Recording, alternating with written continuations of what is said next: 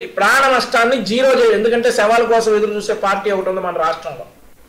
ఆ పార్టీకి అవకాశం ఇవ్వకూడదు, ప్రజల ప్రాణాలు పోకూడదు అనేటటువంటి ముఖ్యమైన ఉద్దేశంతో ఒక్క శవం కూడా ఒక్క చనిపోకూడదు అనేటటువంటి ఉద్దేశంతో 2 రోజులుగా ఆ మోంతా తుఫాను మీద సమీక్ష చేస్తా, అధికారులను అప్రమత్తం చేస్తా ప్రాణ నష్టాన్ని అయితే తగ్గించగలిగారు చంద్రబాబు నాయుడు గారు. నిన్న రాత్రి చూసుకుంటే నారా లోకేష్ గారు సచివాలయంలో నుండి ఇంత కూడా మానిటర్ చేస్తా, ఎప్పటికప్పుడు అప్రమత్తం చేస్తా అధికారుల్ని. ఇన్ని చేస్తా ఉంటే నేను ఇందాక చెప్పాను కదా, ఈ శవాల కోసం ఎదురు చూసే పార్టీ ఒకటి ఉందని, వాళ్ళ ఎమ్మెల్యే ఒక ఆయన ఉన్నాడండి, తాడిపత్రి చంద్రశేఖర్ గారు. ఆయన పెడతారు ట్విట్టర్లో, పెను తుఫాను తలంచి చూసే తొలి నిప్పు కణం చంద్రబాబే, చంద్రబాబు లేకపోతే తుఫాను అసలు ఈ పార్టీకి ఆంధ్రప్రదేశ్ రాష్ట్రానికి అమ్మేసేది, ఇట్లాంటి కథలు పెడతాడు.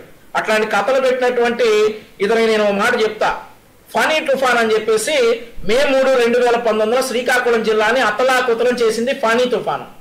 ఆ తుఫాన్ సమయంలో కూడా చంద్రబాబు నాయుడు గారు అప్పుడు ఆపద్ధర్మ ముఖ్యమంత్రిగా ఉన్నప్పటికీ కూడా వెళ్ళి అక్కడ సహాయ సహకారాలు చేశారు. మరి ఆ టైంలో మన జగన్మోహన్ రెడ్డి గారు ఎక్కడున్నారో తెలుసా సార్?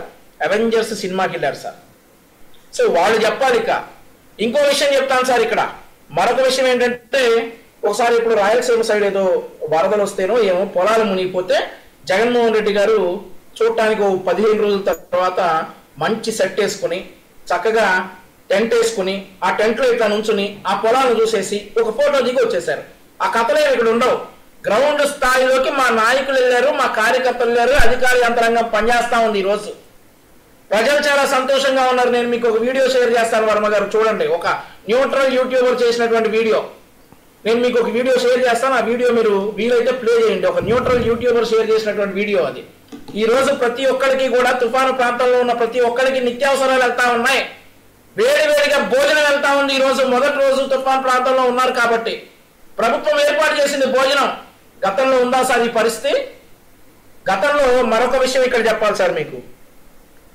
గతంలో కైకలూరు అటు సైడ్ అనుకుంటాం సార్, వరద వచ్చేసి మొత్తం ప్రాంతాలన్నీ మునిగిపోతే జగన్మోహన్ రెడ్డి గారు వెళ్ళకపోతే నారా లోకేష్ గారు ఆ ప్రాంతాలను పరిశీలించడానికి వెళ్ళారు. ఆ ప్రాంతాలను పరిశీలించడానికి వెళ్తానే పోలీసులతో ఆపడానికి విశ్వ ప్రయత్నాలు చేశారు. నేను కూడా వెళ్ళా ఆ ప్రాంతానికి.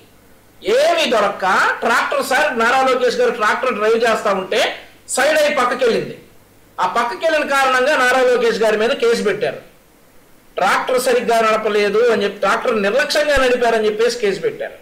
తమరి హయాంలో తమరు నిద్రపోతా తుఫాను వచ్చిన 15 రోజులు పరామర్శకు వెళ్ళినటువంటి వ్యక్తులు ఈరోజు చంద్రబాబు నాయుడు గారు కావచ్చు, కూటమిలో ఉన్నటువంటి ఏ నాయకుడు కూడా నిన్న తుఫాన్ తీరం దాటే వరకు అధికారులను అప్రమత్తం చేసి ప్రాణ నష్టం తగ్గించడానికి, జీరో లైఫ్ లాస్ ఉండటానికి విశ్వ ప్రయత్నాలు చేశారు. అన్ఫార్చునేట్లీ ఒక లెస్ దాన్ 10 మరణాలు ఉన్నాయి.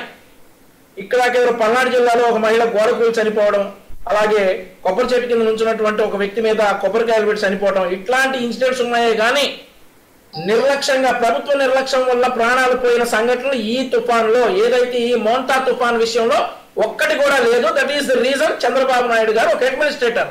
మరొక విషయం సార్, ఇక్కడ 2013లో ఉత్తరాఖండ్ వరదలు వచ్చాయి. తెలుగు వాళ్ళు దాదాపుగా 500-600 మంది అక్కడ ఇరుక్కుపోయారు. 100 మంది తెలుగు వాళ్ళు కూడా చనిపోయారు.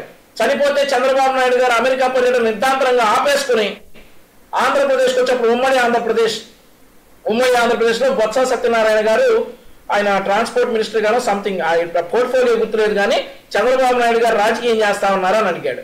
అప్పుడు చంద్రబాబు నాయుడు గారు ఆ తెలుగు వాళ్ళ కోసం ఉత్తరాఖండ్ వెళ్ళి 4 రోజులు ఉండి ఆఖరి తెలుగు వాళ్ళు సైతం సొంత ఖర్చుతో, తెలుగుదేశం పార్టీ సొంత ఖర్చుతో ఆంధ్రప్రదేశ్ రాష్ట్రానికి తీసుకొస్తే బొత్స సత్యనారాయణ గారు చంద్రబాబు నాయుడు గారు ఈ విషయంలో రాజకీయం చేస్తా ఉన్నారనంటే చంద్రబాబు నాయుడు గారు అప్పుడు ఒక మాట అన్నారు, ఈ విషయాన్ని నేను ఇక్కడితో వదిలేస్తున్నాను. ఉత్తరాఖండ్ వెళ్ళి 470 మంది తెలుగు వారిని నేను ఈ రోజు ఆంధ్రప్రదేశ్ రాష్ట్రానికి తీసుకొచ్చాననేటటువంటి విషయాన్ని నేను భవిష్యత్తులో ఎక్కడా కూడా నా ఎన్నికల ప్రచారంలో కావచ్చు, ఏ ఇంటర్వ్యూలో కూడా నేను చెప్పను అని చెప్పారు చంద్రబాబు నాయుడు గారు. ఆ పర్యటనలో కూడా చంద్రబాబు నాయుడు గారితో పాటు నేను ఉన్నాను ఆ రోజు. ఈ రోజు చూసుకుంటే మరి ఇప్పటికైనా ఎక్కడైనా చంద్రబాబు నాయుడు గారు ఉత్తరాఖండ్ విషయాన్ని ఎక్కడన్నా తీసుకురాలా. ఒకే ఒక్క విషయం ఏంటంటే, తెలుగు వాడు ఎక్కడ కష్టాల్లో ఉన్నా, ఎక్కడ ఆపదలో ఉన్నా, దేశ విదేశాల్లో ఎక్కడైనా కానీ ముందుగా స్పందించేటటువంటి వ్యక్తి, సహాయం చేసేటటువంటి వ్యక్తి చంద్రబాబు నాయుడు గారు అని ఈ వైఎస్ఆర్ కాంగ్రెస్ పార్టీ వాళ్ళు ఎన్ని మొత్తుకున్నా. ఒకడేమో అదేంటి అతి చూడలేకపోతా ఉన్నామని ఒకడంటాడు, ఇంకొకడేమో చంద్రబాబు నాయుడు గారు పెను తుఫాను స్థలంచి చూసే నిప్పు కణం. అవును, కరెక్టే. తుఫాన్ ఈరోజు మోంతా తుఫాన్ తల వంచి చూసిన చంద్రబాబు నాయుడు గారికి మొనగాడు చంద్రబాబు నాయుడు. మీరు చెప్పవలసిన